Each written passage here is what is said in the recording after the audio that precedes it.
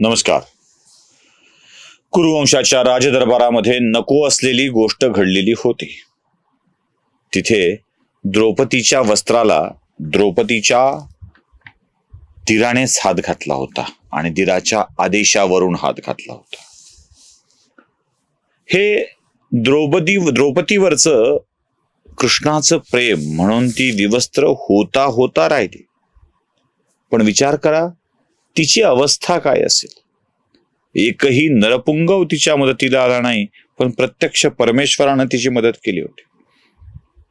गंमत अशी की त्या राजदरबारातला प्रत्येक वीर शांतपणे बसून होता, अगदी काहीही न बोलता. कृपाचार्य, द्रोणाचार्य, विदुर, धृतराष्ट्र या सगळ्यांनी काहीच वाक्य बोललेलं नव्हतं. द्रौपदीला राग येत होता तो या सगळ्यांच्या गप्प बसण्याचा. म्हणजे वाईटांच्याकडून वाईट घडणार आहे हे तर नक्की आहे, ते घडणारच आहे हेही नक्की आहे.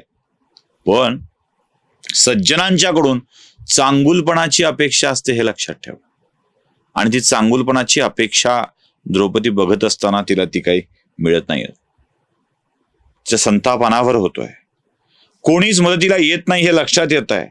त्या कुरुवंशाच्या एका कुलवधूला अशा स्वरूपात अवमानित केल्याचा राग द्रौपदीच्या मनामध्ये आहे. आणि ती उच्चारावात थरथरत्या देहाने डोळ्यात आग आणून, आग ओकतीये, आग तिचे डोळे, आणि ती मनातून म्हणतीये, आता यांना क्षमा नाही.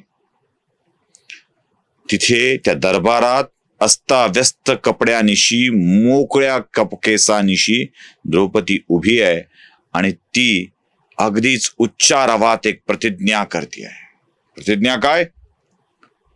मी रजस्वला असताना दुःशासनाने अनाधिकारात त्याच्या कनिष्ठत्वाच्या मर्यादा ओलांडून माझ्या केसाला धरून फरफटत या द्यूतगृहामध्ये घेऊन आला. माझे केस या दुःशासनाने ओढलेले आहेत, जे अपवित्र झालेत. एवढंच नाही तर त्यांच्या मोठ्या भावाची बायको असताना सुद्धा त्याने माझ्या वस्त्राला हात घातला आणि सगळ्या दरबाराच्या समोर मला नग्न करण्याचा प्रयत्न केला. मी पांचाल नरेश द्रुपदाची पुत्री द्रौपदी, मी या 5 पांडवाची पत्नी द्रौपदी आज प्रतिज्ञा करतेय, दुःशासनाच्या स्पर्शाने अपवित्र झालेले आणि मळलेले माझे केस त्याच्याच रक्ताने धुतल्याशिवाय कधीही मी माझे केस बांधणार नाही. माझे मोकळे केस मला सतत सळसळत्या नागाप्रमाणे डंख करत राहतील आणि जाणीव देत राहतील माझ्या झालेल्या अपमानाची. द्रौपदी, तुझा अपमान झाला आहे, त्याचा बदला घ्यायचा आहे आणि याच दुःशासनाच्या रक्ताने ते केस धुवून निघाले पाहिजे. द्रौपदी प्रतिज्ञा करते. दरबार सन्न आहे. द्रौपदी शाप देऊ लागली आहे, एकेकाला भयंकर भयंकर शाप देऊ लागली आहे. हे मोकळे केस फार घातक असतात, लक्षात घ्या. एकदा का केस मोकळे झाले की ते घातक ठरतात. लोक म्हणतात रामायण चोळीमुळं घडलं, महाभारत साडीमुळं घडलं, म्हणजे बघा कसं असतं. या सगळ्या गोष्टी लोकापवाद चर्चा म्हणून करतात. पण द्रौपदीचे मोकळे केस महाभारताच्या विनाशाचं कारण आहे, हे लक्षात घ्या. विनाशाचं कारण आहे. असेच मोकळे केस त्यानंतर भारतामध्ये आणखी एका व्यक्तीने ठेवले होते.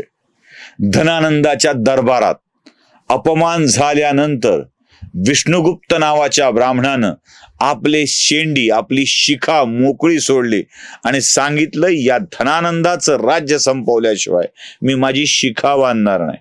चंद्रगुप्त घडवला आणि शिखा बांधली, लक्षात घ्या. त्यामुळं अवमानित माणसांचे मोकळे केस फार धोकादायक असतात. द्रौपदी उभी आहे आणि ती शापावर शाप देते. दरबार शांत आहे आणि तेवढ्यात त्या दरबारातल्या आणखी एकाचं पौरुषत्व जागं होतं, कारण शांतपणे बसलेल्या भीमाची सहनशक्तीच संपतीये. सहनशक्तीच संपतीये. भीम ताडकन उभा राहतोय आणि म्हणतोय, या दुःशासनाची छाती फाडून त्याचं रक्त पिणार आणि त्याच रक्ताने, त्याच्या छातीच्या रक्ताने पांचालीचे केस धुतलं नाही तर नावचा भीम सांगणार नाही. ही भीमाची पहिली प्रतिज्ञा आहे. भीम गरजतोय, प्रचंड शक्तिशाली आहे, प्रचंड सशक्त आहे. त्याच्या सगळ्या मर्यादा संपल्या, सगळ्या मर्यादा संपल्या. तो दुसरी ही प्रतिज्ञा करतोय, हे दुर्योधना, तू तुझी मांडी उघडी करून माझ्या पत्नीला त्यावर बसण्याचं सांगितलंय ना, तीच मांडी फोडल्याशिवाय मी राहणार नाही.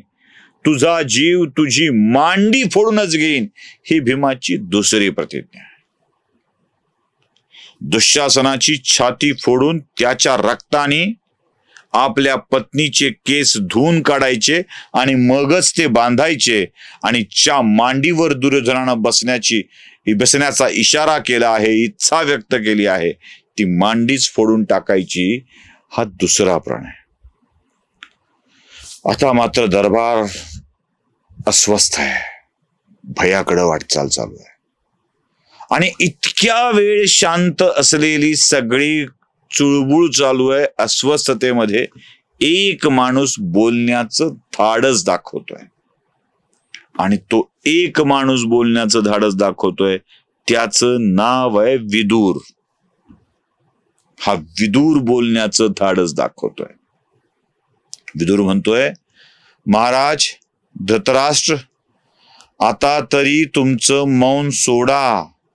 म्हणजे खरं तर विदुराला म्हणायचं असेल, बाबा तुझे डोळे आंधळे आहे, जीभ जाग्यावर आहे, त्याचं काहीतरी कर, त्याचा वापर कर. तू राजा आहेस, तुझ्या अधिकारांचा वापर कर आणि बोल, काहीतरी बोल बाबा, बोल. तू बोलल्याशिवाय हे काही खरं घडणार नाही. लक्षात ठेव, बोल. पण युधिष्ठिर शांत, सगळे शांत, आणि विदुर मात्र धृतराष्ट्राला म्हणतोय, महाराज थांबवा हा विनाश. तुम्ही जर आता हस्तक्षेप केला नाही तर सगळं विनाशाकडे जाईल. या कुरुवंशाचा नायनाट होईल. तुम्ही लक्ष घातलं पाहिजे महाराज. तुम्ही हे थांबवलं पाहिजे.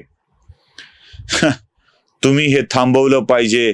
या वाक्यानंतर सुद्धा धृतराष्ट्र शांत आहे. मग विदुर म्हणतोय, महाराज बघा तरी, तुमच्या दोन्ही पोऱ्यांचा जीव घेण्याची प्रतिज्ञा करण्यात आली आहे. तुमचीच कुलवधू, एक अपमानी स्त्री तुमच्याच घराण्याला शाप देते आहे, आणि स्त्रीचा शाप लागतो महाराज. लक्षात ठेवा, तुम्ही काहीतरी निर्णय घ्या. इतक्या वेळ आपल्या लेकरांचं कौतुक बघणारा धृतराष्ट्र उठतोय आणि चाचपडत द्रौपदीच्याकडे जाण्याचा प्रयत्न करतोय. काय करतोय धृतराष्ट्र आणि कोणता बदल होणार आहे पाहूया पुढच्या भागात.